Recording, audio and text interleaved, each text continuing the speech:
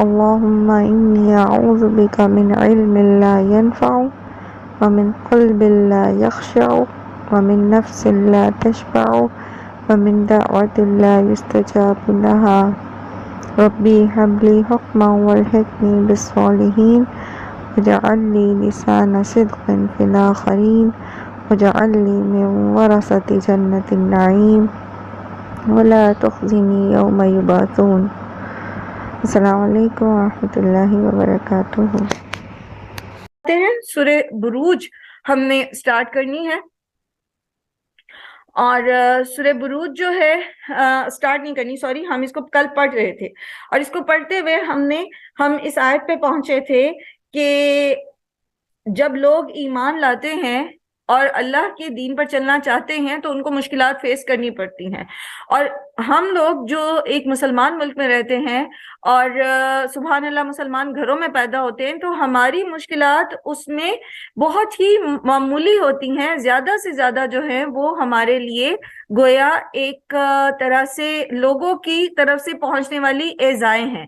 قرآن کریم میں اللہ سبحانہ تعالیٰ ایسے لوگ منافقین کے بارے میں اور یہ فرماتے ہیں کہ منافق جو ہیں وہ لوگوں کی طرف سے پہنچنے والی ایذاؤں کو اللہ کے عذاب کے برابر سمجھتے ہیں، یعنی وہ لوگوں سے خائف ہوتے ہیں اور اللہ سے نہیں ڈرتے۔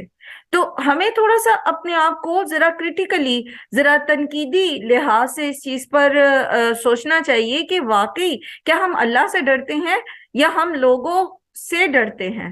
تو اگر ہم تھوڑا سا اس چیز کو اپنے اندر واضح کر لیں، اچھے سے اس کی وضاحت کر کے اپنے آپ کو ایک پوائنٹ پر فوکس کر سکیں کہ واقعی ہم اللہ تعالیٰ سے ڈرتے ہیں، ہم لوگوں سے نہیں ڈرتے، تو پھر انشاءاللہ ہمیں دین کا جو بھی پیغام ملے، اللہ تعالیٰ کی جو بھی حکم ملے گا، ہمیں اس کے اوپر پابندی کرتے ہوئے کوئی بھی تکلیف نہیں ہوگی، کوئی بھی مسئلہ نہیں ہوگا، چاہے لوگ کچھ ہی کہیں، چاہے لوگ ہمارا سوشل بائیکاٹ کر دیں، چاہے لوگ ہمارا رزق تنگ کرنے کی دھمکیاں دیں، چاہے لوگ ہمیں چھوڑ دینے کی دھمکیاں دیں، چاہے وہ کچھ بھی کریں، لیکن جب ہم اللہ کے اوپر بھروسہ کرتے ہوئے، اللہ کی فرما برداری کرتے ہوئے اللہ کے احکامات پر عمل کریں گے تو یہ اللہ کا وعدہ ہے کہ وہ ہمیں نہیں چھوڑے گا، اور جس کے ساتھ اللہ ہو تو اس کو کسی چیز کی کیا پرواہ پھر۔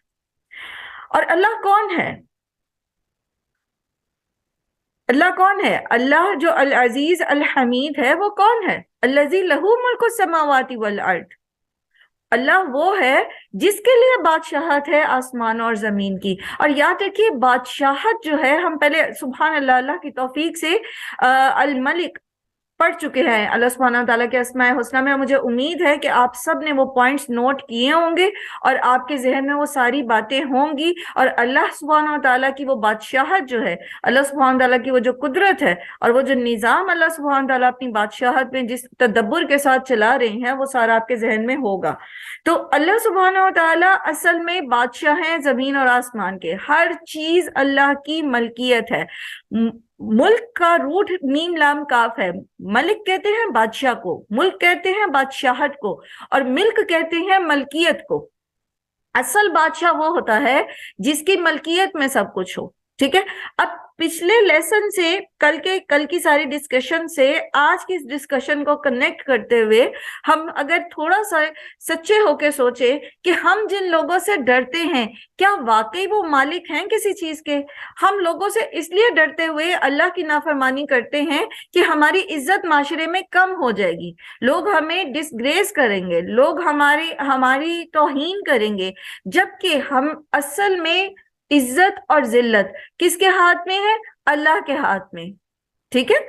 وہ آپ پڑھتے ہیں نا، اس میں سورہ آل عمران میں بھی آپ پڑھتے ہیں اللہم مالک ملک تؤتی الملک من تشاء وتنزع الملک ممن تشاء وتعز من تشاء وتذل من تشاء بیدک الخیر۔ تو اللہ ہی کے ہاتھ میں ہے اصل ملکیت، اصل بادشاہت، عزت دینے کی بھی اور ذلت دینے کی بھی، ٹھیک ہے۔ عزت اور ذلت کس کے ہاتھ میں؟ اللہ کے ہاتھ میں۔ پھر اصل بادشاہت اللہ کی ہے۔ آپ لوگوں کے خفا ہونے سے کیوں ڈرتے ہیں؟ وہ آپ کا رزق روک دیں گے، جبکہ اصل میں رازق کون ہے؟ اللہ سبحانہ وتعالی۔ باقی سب تو مرزوق ہے، باقی تو ساری مخلوق اللہ پر ڈیپینڈ کرتی ہے، کوئی بھی آپ کے رزق کو روک نہیں سکتا جب تک کہ اللہ سبحانہ و تعالیٰ کی طرف سے اذن نہ ہو. اور اللہ کی طرف سے اذن کب ہوتا ہے؟ جب اللہ سبحانہ و تعالیٰ ہماری آزمائش چاہتے ہیں. تو اگر ہم امتحان میں ہی فیل ہو گئے، یعنی اگر کسی نے ہمارا رزق روک دیا اور ہم نے یہ سمجھا کہ یہ میرے رزق کا مالک تھا اور ہم نے اللہ کو ناراض کر کے اس بندے کو راضی کرنے کی کوشش کی، تو اس کا مطلب کیا ہوگا؟ ہم امتحان میں فیل ہو گئے. تو وہ جس امتحان کے لیے ہم دنیا میں آئے تھے اسی میں فیل ہو گئے، تو نامہ اعمال پھر کس ہاتھ میں ملے گا؟ بائیں ہاتھ میں. تو اگر ہم لوگوں سے خوف زدہ ہیں کہ وہ ہمیں کوئی تکلیف دیں گے جسمانی، تو قرآن کریم میں آپ نے پڑھا کہ کوئی بھی آپ کو کوئی، اگر اللہ تعالیٰ آپ کو بچانا چاہے تو کوئی آپ کو تکلیف نہیں دے سکتا. اور اگر اللہ ہی کی طرف سے کوئی تکلیف ہمارے مقدر میں ہے، چاہے وہ جسمانی ہے چاہے وہ ذہنی ہے، اور وہ اللہ تعالیٰ نے ہمیں آزمانے کے لیے اس میں مبتلا کرنا ہی ہے، تو پھر کوئی ہمیں اس سے بچا نہیں سکتا، چاہے ہم اس کو جا کے سجدے کرنا شروع کر دیں اس غیر اللہ کے، چاہے ہم پاؤں پکڑ لیں، چاہے ہم اس کے پیروں پہ سر رکھ دیں، چاہے ہم اس کے اوپر جتنے مرضی نذرانے چڑھا لیں، وہ ہمیں نہیں بچا سکتا اگر اللہ کی طرف سے کوئی تکلیف ہے. تو اصل بادشاہت کس کی ہے؟ اللہ کی. اصل ملکیت زمین اور آسمان کی کس کے پاس ہے؟ اللہ کے پاس، بندوں کے پاس نہیں ہے. اب کل کے ڈسکشن کو اس کے ساتھ ریلیٹ کر کے دیکھیے، ہم اللہ سبحانہ و تعالیٰ کی کتنی نافرمانیاں کرتے ہیں صرف اس وجہ سے کہ لوگ کیا کہیں گے، صرف اس وجہ سے کہ میرے بچے ناراض ہو جائیں گے، صرف اس وجہ سے کہ میرے ہسبینڈ جو ہیں وہ میرے سسرال والے ناراض ہو جائیں گے، صرف اس وجہ سے کہ لوگ جو ہیں وہ مجھے بخیل کہیں گے، لوگ مجھے جو ہیں وہ میرے بارے میں ایسی اور ایسی رائے قائم کر لیں گے. اب خود ایمانداری سے سوچئے کہ کیا لوگوں کی باتیں، ان کے ہاتھ اور زبان سے ملی ہوئی اذیتیں، کیا وہ اللہ سبحانہ و تعالی کی طرف سے آنے والے عذاب اور اللہ سبحانہ و تعالی کی ملکیت کے برابر ہو سکتی ہیں؟ کوئی ایک آپ میں سے ایک جملے کے اندر اس کو ہاں یا نہ میں جواب دے گا؟ بتائیے، ہو سکتی ہیں؟ نہیں، بالکل نہیں. بالکل نہیں ہو سکتی. اس کا تو کوئی کمپیریزن ہی نہیں ہے. دیکھیں ایک چیز، سب سے پہلی بات یہ، اللہ سبحانہ و تعالی الملک ہے، باقی سب مملوک ہے. بادشاہ اللہ ہے، باقی سب رعایا ہے. خالق اللہ ہے، باقی سب مخلوق ہے. رازق اللہ ہے، باقی سب مرزوق ہیں. ٹھیک ہے؟ قادر اللہ سبحانہ و تعالی ہے، القادر، القدیر، الملک، المقتدر صرف اللہ سبحانہ و تعالی. باقی سب تو وہ ہیں جن کی تقدیریں اللہ نے لکھ دی ہیں. اصل میں سب کچھ کس کے ہاتھ میں ہے؟ بیدہ الملک، اللہ کے ہاتھ میں ہے بادشاہت. زمین اور آسمان کی بادشاہت اللہ کے ہاتھ میں ہے. تو مجھے یہ بتائیے کہ ہم پھر کس کے بندے ہیں؟ میں اگر آپ سے کہوں اللہ کی بندی ہو تو آپ کو برا نہیں لگے گا؟ آپ تو امت اللہ ہونے میں فخر محسوس کریں گی کہ ہم اللہ کی عبادت گزار ہیں، ہم اللہ کی بندیاں ہیں. لیکن اگر میں کہوں کہ اے فلاں کی بندی، اے فلاں کی بندی، تو پھر آپ کو اچھا لگے گا؟ امت الناس بننا اچھا لگے گا؟ لوگوں کی غلام بننا اچھا لگے گا؟ اگر میں آپ کو کہوں کہ اے آپ میں سے فلاں جو ہے وہ لوگوں کی غلام ہے، یا میں کہوں کہ میں لوگوں کی غلام ہوں، تو کیا مجھے اچھا لگے گا؟ بتائیے ذرا. ہم میں سے کسی کو اچھا لگے گا اگر کوئی ہمیں کہے کہ تم فلاں کی غلام ہو؟ نہیں بالکل، بلکہ مائنڈ کریں گے. مگر پھر بھی ہم بنے ہوئے ہوتے ہیں. اچھا نہیں لگے گا، صرف اچھا نہیں لگے گا. تو ہمیں یہ چیز اپنے آپ کو سمجھانی ہے. دیکھیں ابھی میں نے آپ سے عرض کیا کہ ہمیں باتیں، چیزیں سمجھانی ہے اپنے آپ کو. ٹھیک ہے؟ آپ یہ بات سمجھیں، یہ بات ریئلائز کی ہے آپ نے؟ ایک منٹ ٹھہریے گا ذرا.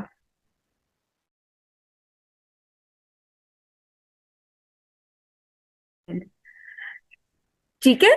تو جب تک ہم اپنے آپ کو سمجھائیں گے نہیں، جب تک کہ ہم اپنے آپ کو یہ بات ریئلائز نہیں کرائیں گے کہ ہم اللہ کے بندے ہیں، لوگوں کے بندے نہیں ہیں، ہم اپنے آپ کو تیار نہیں کر پائیں گے ان کاموں کے لیے جن کاموں کے لیے اللہ سبحانہ و تعالیٰ نے ہمیں حکم دیا ہے کہ یہ کرنا ہے یا یہ نہیں کرنا.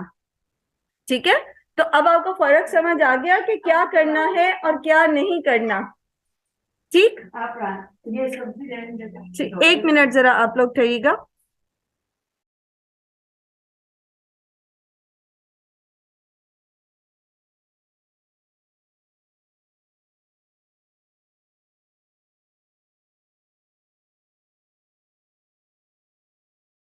اچھا، ہم بات کر رہے تھے کہ یہ چیز ہمیں سمجھانی پڑے گی اپنے آپ کو. اگر ہم اپنے آپ کو سمجھائیں گے نہیں تو پھر ہم اللہ کی فرما برداری نہیں کر سکیں گے.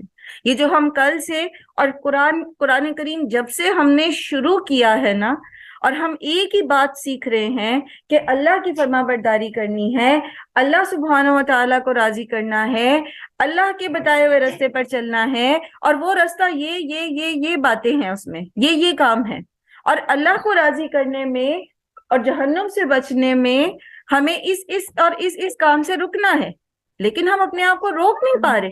30واں سپارہ ہمارا مکمل ہونے والا ہے، لیکن ابھی تک ہم امت الناس بنے ہوئے ہیں، ہم ابھی تک لوگوں کے بندے بنے ہوئے ہیں اور اللہ کے بندے نہیں بن پا رہے. تو نفسیاتی طور پر سائیکولوجیکلی ہمیں اپنے آپ کو سمجھانا پڑے گا. ٹھیک ہے، جیسے میں ہمیشہ کہتی ہوں نا کہ اپنا محاسبہ بہت کڑا کرنا پڑے گا. اگر ہم یہ نہیں کریں گے نا تو جتنا مرضی ہم پڑھتے رہیں، جتنی مرتبہ مرضی ہم قرآن کو ریوائز کر لیں، جب تک ہم خود اپنے آپ کو بدلنے کی کوشش نہیں کریں گے. دیکھیں، آپ نے قرآن کریم سے یہ چیز سیکھی ہے کہ ہماری کوششیں دیکھی جائیں گی. تو کیا واقعی ہم ایمانداری سے اللہ کے بندے بننے کی کوشش کرتے ہیں؟ ذرا بتائیے، کیا واقعی ہم کوشش کرتے ہیں ایمانداری سے؟ اس میں کمی بیشی ہو جاتی ہے، کہیں پر قرآن کریم میں نہیں لکھا کہ مومن سے گناہ نہیں ہوتا، لیکن بہرحال کوشش میں ہم خالص ہیں یا نہیں ہیں. تو یہ ہم نے دیکھنا ہے اور ہم نے اپنے آپ کو سکھانا ہے. میں ایک دفعہ پھر آپ کو یہ بات یاد کرا دوں کہ انسان کی جو نفسیات ہے وہ انسان کے اپنے ہاتھ میں ہے. اور خاص طور پر جو ہمارے بچے ہیں اب، اور خاص طور پر وہ مائیں جن کے بچے چھوٹے ہیں، وہ ابھی سے انہیں ان کے دل میں اللہ کی خشیت اور اللہ کی محبت اور اللہ کا توکل اور محمد صلی اللہ علیہ وسلم کی اطاعت ڈال دیں.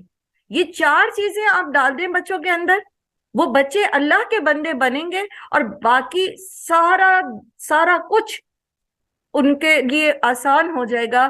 عمل کرنا، رکنا، خواہش نفس کو قابو کرنا، لوگوں کو معاف کرنا، غصے پہ قابو کرنا، اور جو کچھ آپ پڑھتے جا رہے ہیں نا، وہ سارا کچھ جو ہمارے لیے مشکل ہے وہ ان کے لیے انشاءاللہ آسان ہو جائے گا. اور اس کے ساتھ ساتھ دعائیں ضرور کرنی ہے، کیونکہ بہرحال دل جو ہیں وہ اللہ کی مٹھی میں ہے، اور اللہ تعالیٰ دعاؤں کو رد نہیں کرتے، اور ہدایت تو اللہ تعالیٰ ضرور دیتے اگر بندہ واقعی مانگنے والا ہو ہدایت. واللہ علی کل شیء شہید، اور اللہ تعالیٰ ہر چیز کے اوپر گواہ ہے. اور اللہ تعالیٰ کیسے گواہ ہے؟ اپنی سمع اور اپنی بصر اور اپنی علم کے ساتھ. ٹھیک ہے، اللہ سبحانہ تعالیٰ دیکھ رہے ہیں، اللہ سبحانہ تعالیٰ سن رہے ہیں، اللہ سبحانہ تعالیٰ جانتے ہیں، اللہ سبحانہ تعالیٰ اندر باہر سے سکین کر رہے ہیں ہمیں، اور اللہ کو پتہ ہے ہماری نیتیں کیا ہیں، اللہ کو پتہ ہے کہ ہمارے اعمال میں ہماری کوششیں کتنی خالص ہیں. اللہ تعالیٰ ہر ایک چیز کے اوپر خود گواہ ہیں. اور یہاں خاص طور پر گواہی کی بات کی گئی کیونکہ پیچھے بھی اللہ سبحانہ تعالیٰ نے قسم کھائی ہے شاہد اور مشہود کی. ٹھیک ہے، تو خود اللہ سبحانہ و تعالیٰ شاہد ہیں. شہید جو ہے فعیل کا وزن ہے، شاہد کا فعیل کا وزن ہے شہید. ٹھیک ہے، یعنی بہت زیادہ گواہ ہیں. اور فعیل کے وزن پر جو افعال آتے ہیں اس میں استمرار پایا جاتا ہے، یعنی کنٹینیوٹی پائی جاتی ہے. تو اللہ سبحانہ تعالیٰ 24/7 ہر چیز کے اوپر گواہ ہیں.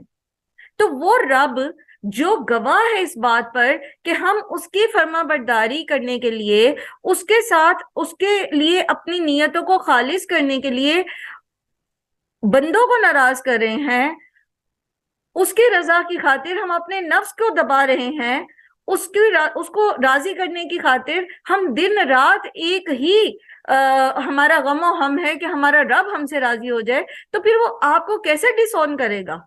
وہ تو آپ کو ڈسون نہیں کرے گا، وہ تو الشکور ہے. اس کو پتہ ہے میری یہ بندی، اس کا غم و ہم ایک ہی ہے کہ اللہ مجھ سے راضی ہو جائے، اور یہ نہیں پرواہ کر رہی کسی کی بھی.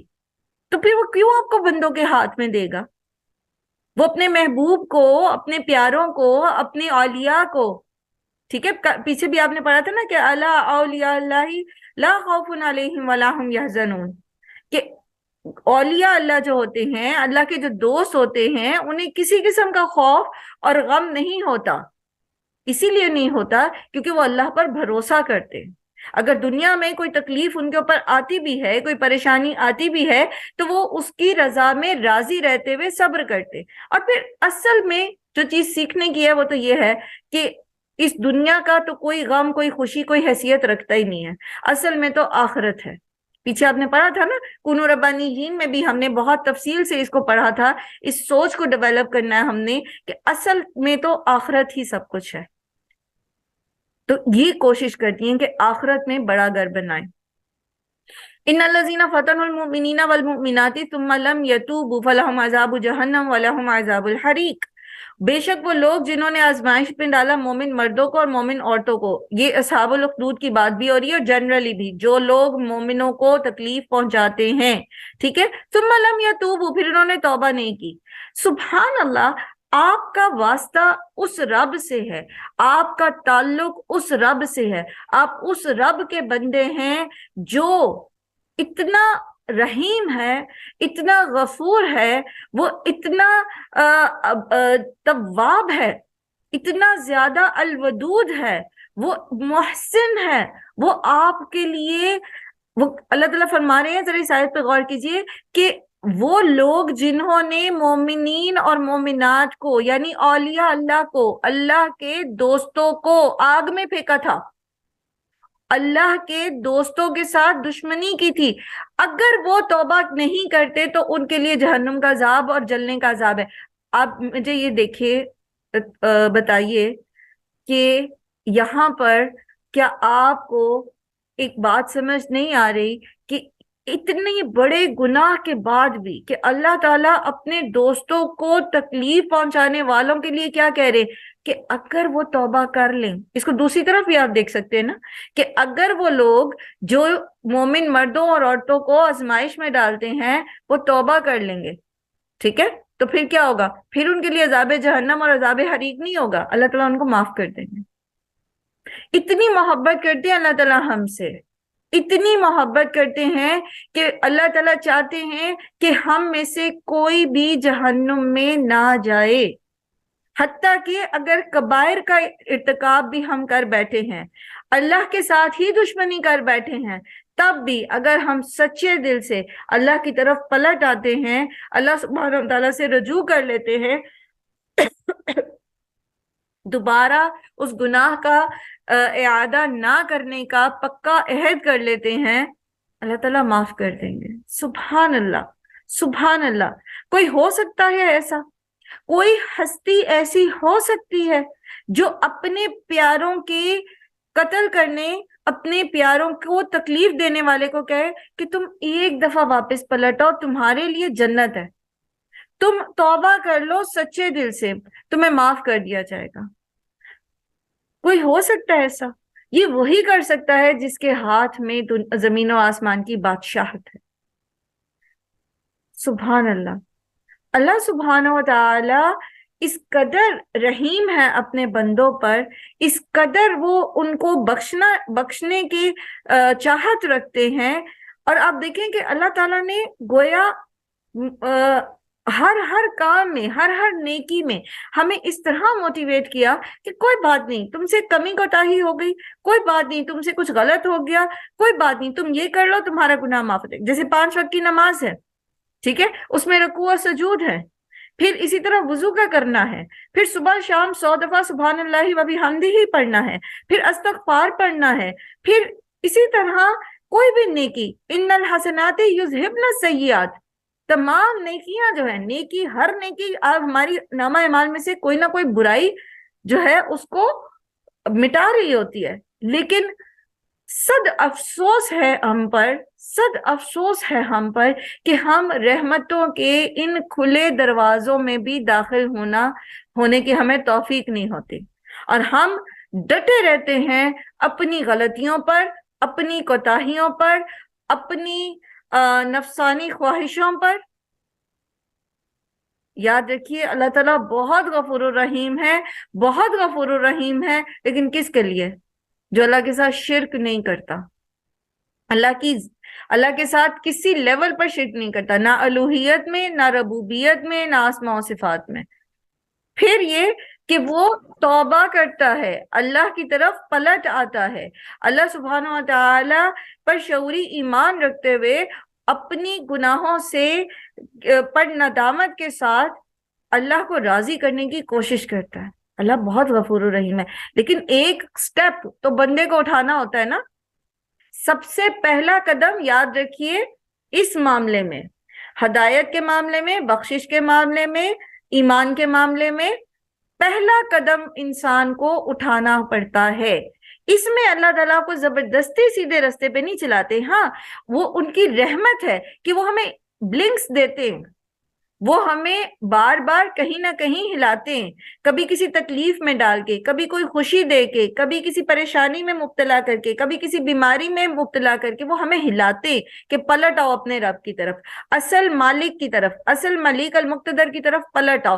لیکن یہ ہمارا فساد ہے، ہمارے نفس کا فساد ہے کہ پھر بھی ہم اپنے رب کی طرف نہیں پلٹتے اور غیر اللہ کے اوپر زیادہ بھروسہ کرتے ہیں۔ تو یہاں سبحان اللہ، اللہ سبحانہ تعالیٰ فرما رہے ہیں کہ وہ لوگ جنہوں نے مومنین مردوں اور عورتوں کو آزمائش میں ڈالا، انہیں عذاب میں مبتلا کیا، ان کو تکلیف پہنچائی، پھر انہوں نے توبہ نہیں کی، تو ان کے لیے عذاب ہے جہنم کا اور ان کے لیے جلنے کا عذاب ہے۔ یعنی اگر بغیر توبہ کیے وہ دنیا سے چلے گئے ہیں تو پھر ان کے لیے جہنم اور جلنے کا عذاب ہے۔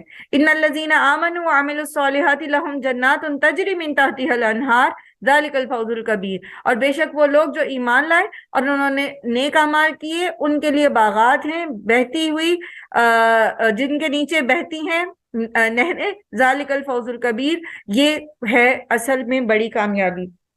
تو اس بڑی کامیابی ہی کے ہم حریص ہیں۔ کامیابی یہ ہے، جیسے فلاح کا لفظ آیا نا قرآن کریم میں، فلاح کے لیے بھی کامیابی ہی کا ترجمہ کیا جاتا ہے، ٹھیک ہے، کہ یہی وہ لوگ ہیں جو اپنے رب کی طرف سے فلاح پانے والے ہیں، اپنے رب کی طرف سے کامیابی پانے والے ہیں۔ فوز کا مطلب بھی کامیابی ہوتا ہے۔ تو اصل میں کامیابی یہ ہے کہ انسان کو جہنم کے عذاب سے اللہ تعالیٰ بچا کر جنت میں داخل کر لیں، اور اسی کے ہم حریص، یہی ہماری چاہت ہے، ٹھیک ہے۔ تو اس کے لیے کرنا صرف کیا ہے، آج کے ریمائنڈر میں بھی ہم نے یہ پڑھا کہ ہمیں اپنی خواہشات نفس کو شیپ اپ کرنا ہے، ہمیں دیکھنا ہے کہ کون سی خواہش نفس ہمارے رب کے احکامات کے خلاف جا رہی ہے، اور کون سی ڈیزائر یا خواہش جو ہے ہماری وہ اللہ کی فرما برداری کے مطابق ہے۔ تو جو اللہ کی فرما برداری کے مطابق ہے اس کو پھر اس کے اوپر تھوڑا سا کام کرنا ہے، وہ یہ کہ ہم نے اس میں دیکھنا ہے کہ وہ خواہش، جیسے مثال کے طور پہ کھانا کھانے کی خواہش ہے، ٹھیک ہے، کھانا پکانے کی خواہش ہے، اچھا پہننے کی خواہش ہے، تو اس میں پھر ہم نے اس کو فردر جو ہے اس کی تھوڑی کانٹ چھانٹ کر کے اس کو عین اس سانچے کے مطابق لانا ہے جو اللہ سبحانہ تعالیٰ کو پسند ہے، اور وہ کیا ہے، میانہ روی کا، ٹھیک ہے۔ اور جو چیزیں، جو خواہشات ہیں ہی اللہ کی نافرمانی کی، ان کو تو اندر سے نکال کے پھینکنا ہے۔ اور وہ کیسے ہوگا؟ اللہ سے دعا مانگیں، کوشش کریں، اپنے ارد گرد ایسے احباب اکٹھے کریں جو ہمیں اللہ کی خشیت دلاتے ہوں، جن کے سامنے اگر ہم غیبت کرنے لگیں تو وہ مزے لے کے سنے نہیں، بلکہ وہ فوراً کہہ دیں کہ نہیں یہ غیبت ہے، وہ صاف کہہ دیں، اور پھر ہم پہ ہے کہ ہم برا نہ منائیں۔ اگر ہم جھوٹ بولنے لگیں وہ صاف کہہ دیں کہ بھی یہ جھوٹ ہے، اور ہم برا نہ منائیں۔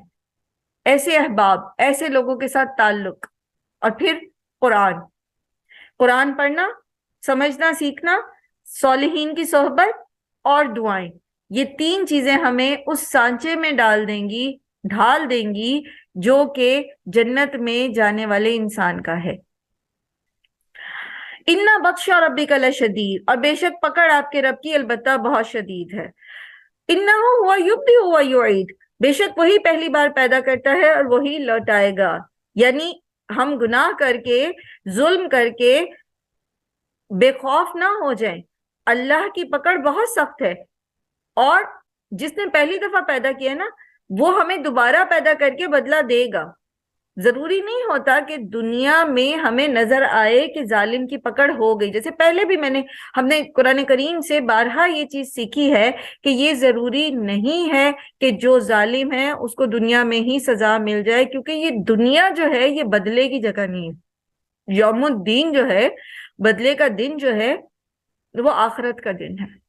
تو نہ تو اس دنیا میں کسی کو پراپر ریوارڈ مل سکتا ہے اس کی محنتوں کا، اس کی کوششوں کا، اور نہ ہی کسی کو اس کے گناہوں کی سزا پراپر مل سکتی ہے. ہاں، مومنین کا معاملہ کچھ ایسا ہوتا ہے کہ اللہ سبحانہ و تعالیٰ یہ چاہتے ہیں کہ مومن جو ہے وہ ساری علائشوں سے پاک ہو کے پھر وہاں پہنچے آخرت کے دن میں. تو وہ کیا ہوتا ہے کہ جو پھر کچھ غلطیاں، کچھ کوتاہیاں ایسی ہوتی ہیں، کچھ ایسے بلنڈرز ہوتے ہیں، تو وہ ساتھ ساتھ اللہ سبحانہ و تعالیٰ کبھی بیماری میں مبتلا کرتے ہیں، کبھی کسی تکلیف میں مبتلا کرتے ہیں، تو وہ ہمارے گناہوں کو جب ہم صبر کرتے ہیں تو وہ دھلتے چلے جاتے ہیں. ٹھیک ہے. تو مومنین کا معاملہ یہ ہے، اللہ تعالیٰ مومنین کے اوپر دنیا میں گرفت کرتے ہیں تاکہ وہ سیدھے رستے پہ آ جائیں، وہ پلٹ آئیں اللہ کی طرف. لیکن رہے منافق، مشرک اور کافر اور ظالم اور فاسق اور فاجر، تو ان کو اللہ تعالیٰ ڈھیل دے دیتے ہیں دنیا میں. ٹھیک ہے. تو یہاں پر اسی چیز کا اعادہ کیا اللہ سبحانہ تعالیٰ نے، یہی ریمائنڈ کروایا ہے کہ اللہ وہ ہے جس نے پہلے پیدا کیا تھا تو وہ دوبارہ بھی پیدا کر سکتا ہے، اور پھر اس کی پکڑ بہت شدید ہے. وَهُوَ الْغَفُورُ الْوَدُودُ، اور وہ بہت بخشنے والا، بہت محبت کرنے والا ہے. ود کہتے ہیں خالص دل کی خالص محبت کو، یعنی شدید محبت کے معنوں میں آتا ہے، بہت زیادہ محبت کرنے والا ہے.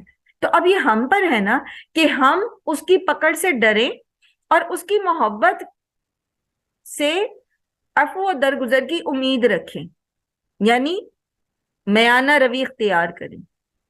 نہ تو اللہ کی پکڑ میں اس طرح ہو جائے مایوس کہ ہم یہ سوچنے لگیں کہ اللہ تو ہمیں معاف کرے گا ہی نہیں، اور نہ ہم اس کے غفور الرحیم کے صفت کو اتنا زیادہ وہ سمجھ لیں کہ جو مرضی ہم کرتے رہیں وہ ہمیں کبھی پکڑے گا نہیں. آپ دیکھیے کہ یہاں پر دونوں طرح کی صفات جو ہے نا، اللہ کی شدید پکڑ کی صفت اور اللہ کے غفور الودود ہونے کی صفت جو ہیں، وہ قیامت کی ریمائنڈر کے ارد گرد آئی ہیں. یعنی اِنَّ بَطْشَ رَبِّكَ لَشَدِيدٌ، اور پھر آیا اِنَّهُ هُوَ يُبْدِئُ وَيُعِيدُ وَهُوَ الْغَفُورُ الْوَدُودُ. ٹھیک ہے. یعنی قیامت کا دن آئے گا، جس نے تمہیں آج پیدا کیا اس دن تمہیں دوبارہ بھی اٹھانا ہے، تمہارے اعمال کا بدلہ دینا ہے. اب وہ اعمال تم ان دو ریمائنڈرز کی روشنی میں کرو. کیا کہ اللہ کی خشیت تمہارے اندر ہونی چاہیے، اس کی پکڑ کا خوف ہونا چاہیے، اور یہ کہ اس کی رحمت کی، اس کی محبت میں، اس کے بخشش کی امید ہونی چاہیے. تو یہ ایک بیلنس ہے جو مومن کے اعمال میں ہوتا ہے. ذو العرش المجید، وہ عرش والا ہے، وہ بڑے عرش والا ہے. فعال لما یرید، وہ جو چاہتا ہے کرتا ہے. اللہ سبحانہ و تعالیٰ کو کوئی ڈکٹیٹ نہیں کر سکتا، اللہ سبحانہ و تعالیٰ کو کوئی مجبور نہیں کر سکتا. کوئی کسی کو بخشنے کے لیے کہ اس کو بخش دے، اللہ کو کوئی مجبور نہیں کر سکتا. کوئی اللہ کو مجبور نہیں کر سکتا کہ اس کو سزا دے. جو چاہتا ہے اللہ سبحانہ و تعالیٰ کرتے. کوئی اللہ کو کسی فیصلے کے اندر، اللہ کے کسی فیصلے پر اثر انداز نہیں ہو سکتا. فعال لما یرید، جس کو چاہے گا معاف کر دے گا، جس سے چاہے گا کڑا حساب لے گا. ہم اللہ سے دعا کرتے کہ اللہم حاسبنا حسابا یسیرا. هل اتاک حدیث الجنود، کیا آئی آپ کے پاس خبر لشکروں کی؟ کون سے لشکروں کی؟ پچھلے جو قومیں گزر گئیں، فرعون و سمود، فرعون اور سمود کی. بل الذین کفروا فی تکذیب، لیکن جنہوں نے کفر کیا وہ جھٹلانے میں لگے ہوئے ہیں. اللہ سبحانہ و تعالیٰ کی قدرت کاملہ، اللہ سبحانہ و تعالیٰ کی پکڑ کی شدت، اللہ سبحانہ و تعالیٰ کی مومنین کے لیے مدد، یہ سارا کچھ پچھلی قومیں جو گزری ہیں ان کی ہسٹری میں، تاریخ میں اللہ سبحانہ تعالیٰ نے اس کو محفوظ کر دیا، تاکہ اگر غیب پر ایمان لانا مشکل ہو تو جو چیز تاریخ میں گزر چکی ہے، لوگوں نے اس کو دیکھا ہے، اسی سے عبرت حاصل کر لیں، اسی سے اللہ کی ملاقات کا اپنے آپ کو باور کرا لیں، اللہ کی پکڑ سے ڈر جائیں، اللہ کی محبت اپنے دلوں میں پیدا کر لیں، اللہ کی اور اس کے رسول کی فرما برداری کا جذبہ اپنے اندر پیدا کر لیں. لیکن ہوتا یہ ہے کہ جو دنیا پرست ہوتا ہے، جو خواہش کا بندہ ہوتا ہے، وہ جھٹلانے میں لگا رہتا ہے، بجائے اس کے کہ وہ ان تعلیمات کو ریئلائز کرے، ان کے اوپر فوکس کرے، ان کے مطابق اپنے اعمال کو درست کرنے کی کوشش کرے، اپنے عقیدے کو درست کرنے کی کوشش کرے، اللہ اور اس کے رسول کی فرما برداری کرے۔ ہر نبی کی قوم میں سے جو لوگ اپنے نفس کی پوجا کرنے والے تھے، خواہش نفس کو سجدے کرنے والے تھے، انہوں نے نبی کی باتوں کو، حالانکہ اس کے اندر صاف صاف بینات موجود تھیں، واضح دلائل موجود تھے، کونی بھی اور شرعی بھی اور آثار بھی، ٹھیک ہے۔ کونی میں پھر کائنات اور آثار دونوں آ جاتے ہیں۔ کائنات میں نشانیاں، سارا جو سسٹم آف یونیورس ہے، ٹھیک ہے، انسان کا پیدا ہونا، مرنا، پودوں کا اگنا، پودوں کا ختم ہونا، دن رات کا آنا جانا، یہ ساری کونی نشانیاں ہیں۔ اور آثار کون سے ہوتے ہیں پھر؟ جو پچھلی قوموں کے گزر چکے ہیں۔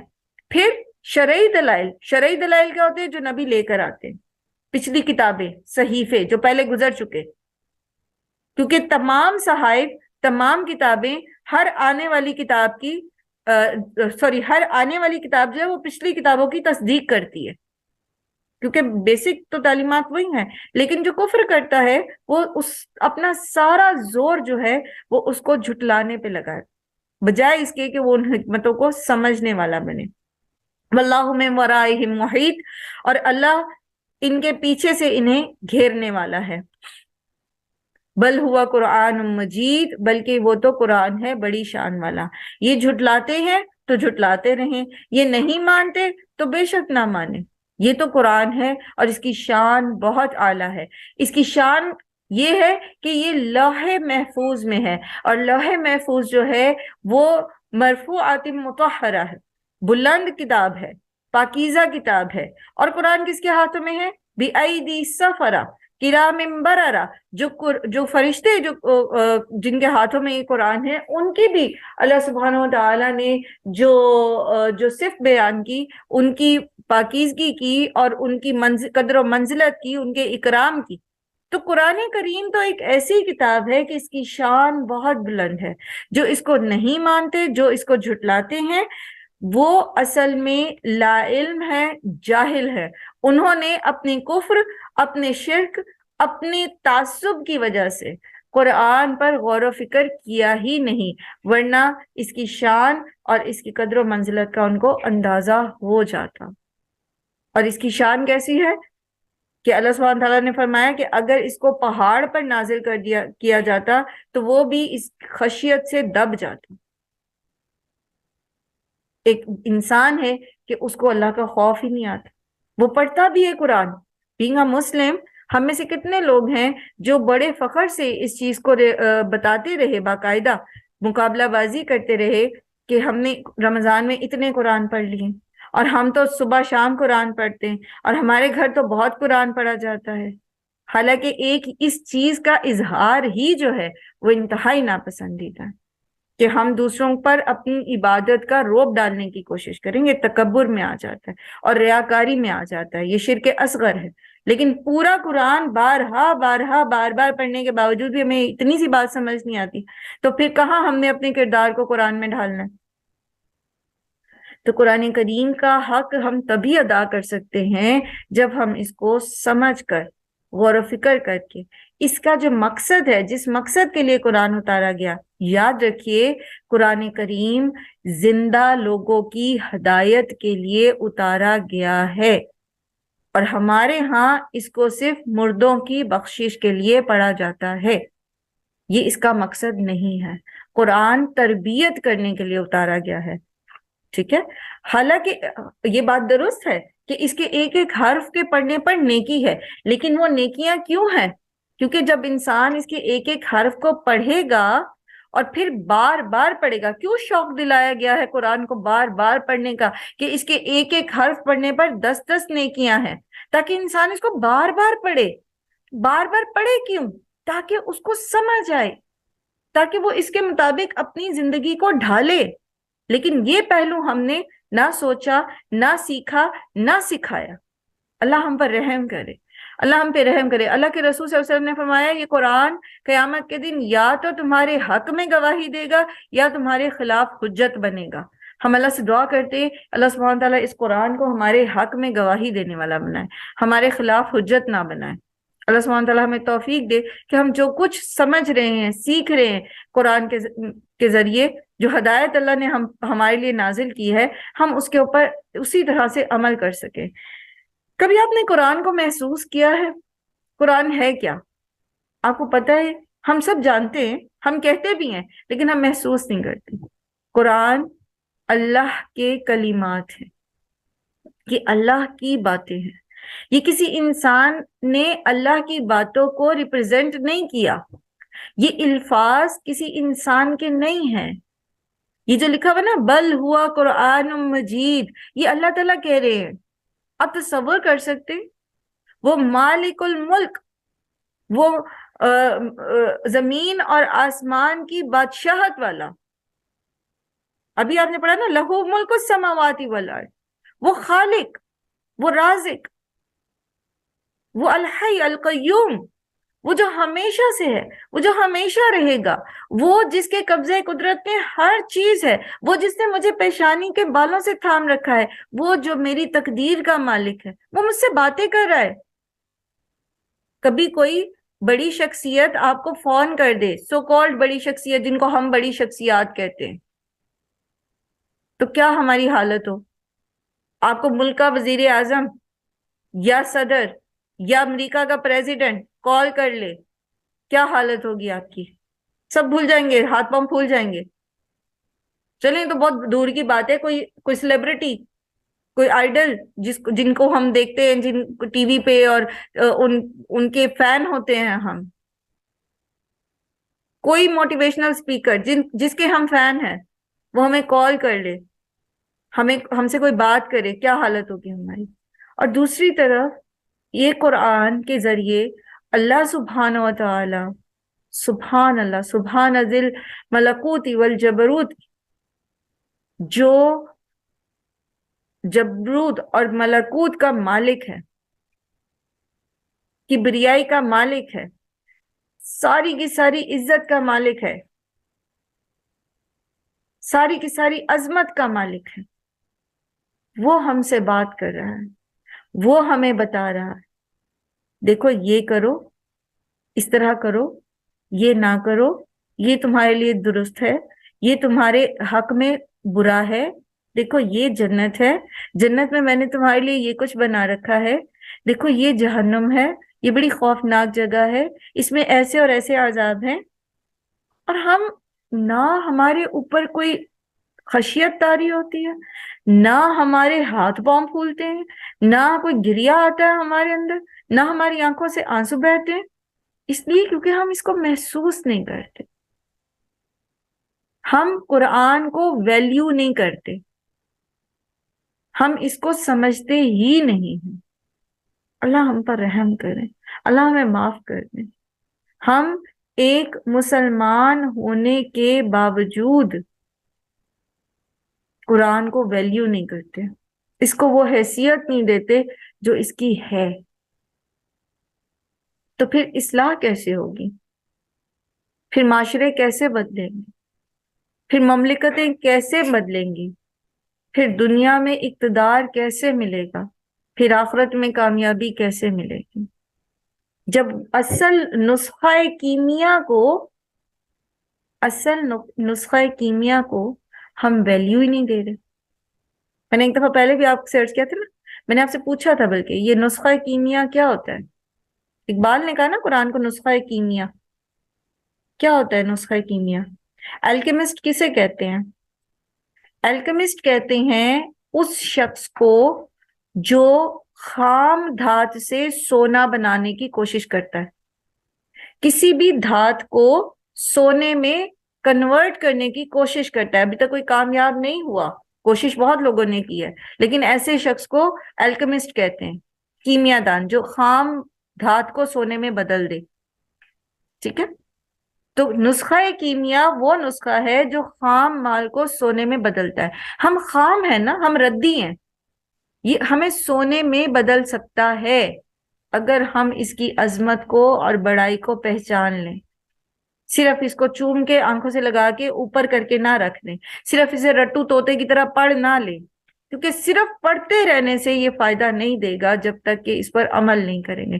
پھر خام مال جو ہے وہ سونے میں نہیں بدلے گا.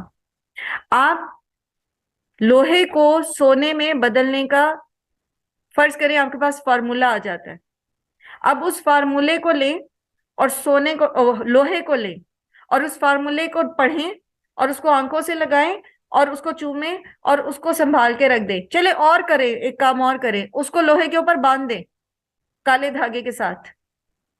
کیا وہ لوہا سونے میں بدل جائے گا؟ جب تک آپ اس فارمولے کے مطابق اس کو خاص پروسیس سے، مراحل سے نہیں گزاریں گے، کیا وہ سونے میں بدل جائے گا؟ نہیں بدلے گا. کامن سینس کی بات ہے، کامن سینس کی بات ہے نا. چلو لوہے کو سونے میں بدلنا تو ایک سوچ ہے.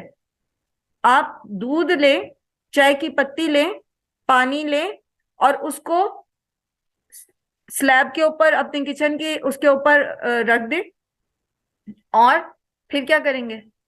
پھر آپ چائے بنانے کی ریسیپی پڑھنا شروع کر دیں، اس کے پاس کھڑے ہو کر 20-30 دفعہ پڑھیں، ٹھیک ہے؟ پھر اس کے اوپر پھونک ماریں، وہ چائے بن جائے گی؟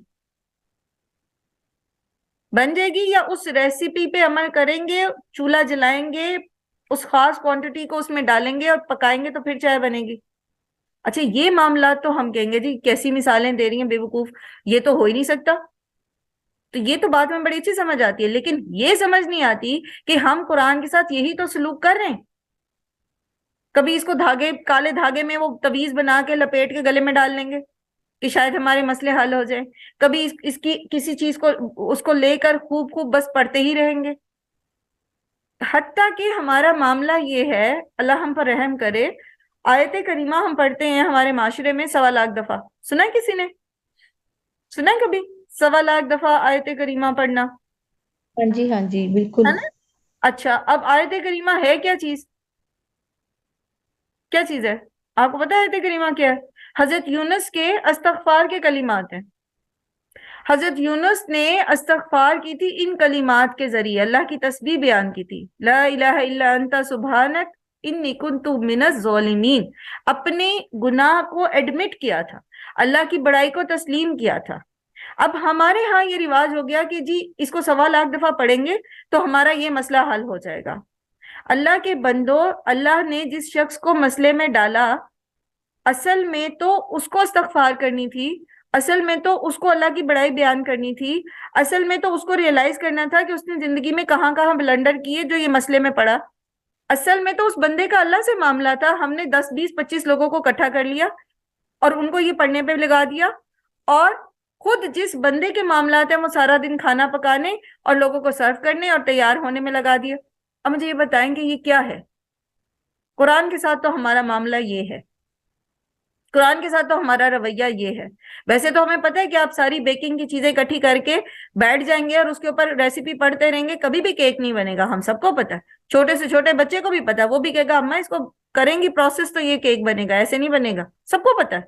لیکن قرآن جو آیا ہی اس لیے ہے، یہ نسخہ اس لیے ہے کہ ہمیں سکھایا جائے کہ کس طرح ہم اپنے خام کردار کو سونے میں ڈھال سکتے ہیں. ہم اس پر عمل کرنے کو تیار نہیں ہیں. اللہ ہم پہ رحم کرے. اللہ سبحانہ تعالیٰ ہمیں اصلاح کرنے کی توفیق دیں، اپنی بھی اور ارد گرد بھی اپنے سب احباب کی بھی.